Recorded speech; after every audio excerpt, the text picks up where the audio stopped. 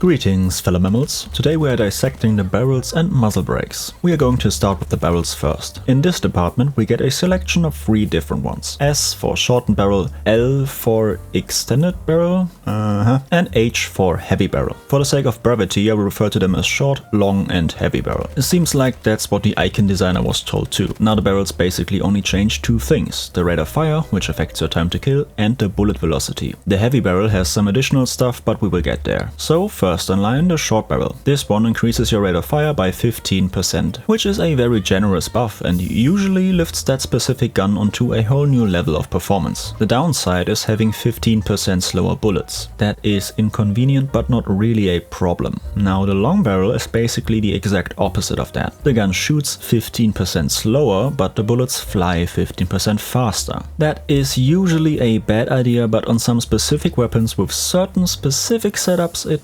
might make sense. And of course it is actually very helpful for sniper rifles, as I have covered in the SWS and DXR videos already. But that reference also brings me to the first problem. The barrels in particular are very often the source of weird bugs or glitches. Or maybe that stuff is intended, but if that would be the case I would be very surprised. If you want to see an example of such a bug, just watch the SWS or DXR episode. Both have one. And that also means that you cannot really blindly pick these. You would have to consult my scribbles, link is in the description, or my videos, I guess. At least if you really want to make sure you aren't screwing yourself over. But if we assume for a moment that everything works like it should, the short barrel is easily the best attachment that is not also a gadget. So if the short one is great and the long one is kinda meh, where does the heavy one fall? As you might have noticed, the heavy barrel is basically just a long barrel with additional features. So it also lowers your RPM and it increases your velocity, but it has 2 more stats. Number 1 is a 15% buff to your accuracy while aiming. If you watched the last video you know that this is a bigger buff than any of the grips provide, so that is actually quite good. But number 2 is where you want to stop and consider if you really want to use it. A 15% increase in recoil. Yikes. Now you could say that depends on the weapon and how easy it is to control in the first place, etc. And yeah, I guess, but to cut this short, the heavy barrel is available on exactly 2 weapons out of 54 primaries. So you could say it is quite rare.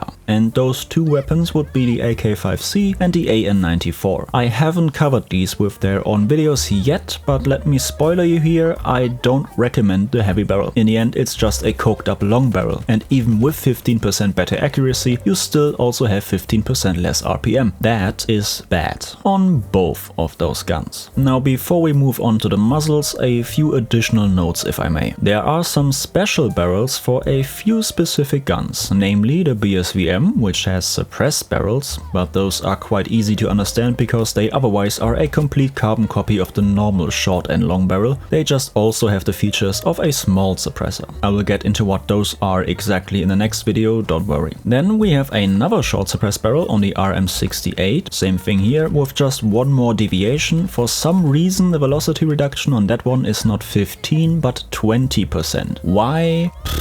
Yeah. And last but not least, the recently created mix of a short barrel and a PB heavy suppressor. We have 2 instances of that one on the M416 and XM8 LMG, but because those were grafted from the PB heavy suppressor, it seems like they have also kept its stealth properties, so those 2 barrels function like a big suppressor and not like a small one. Doesn't that just scream easy to understand and transparent?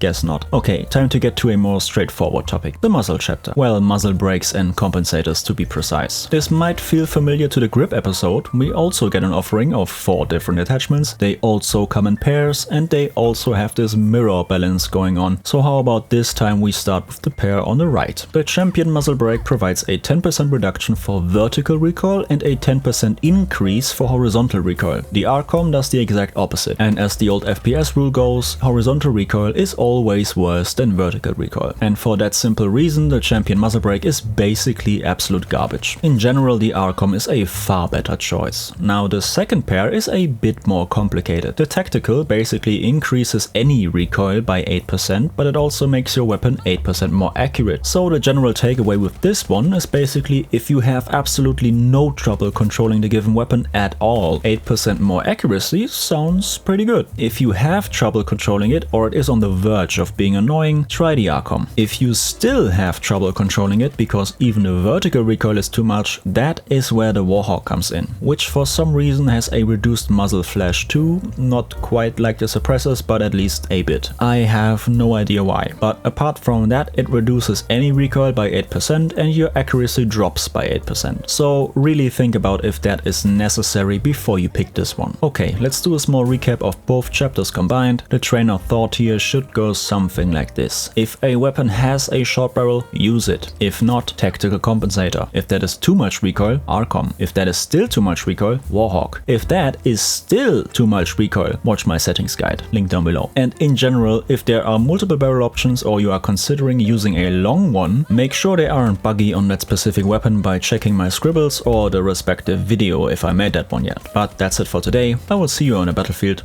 Sorrow out.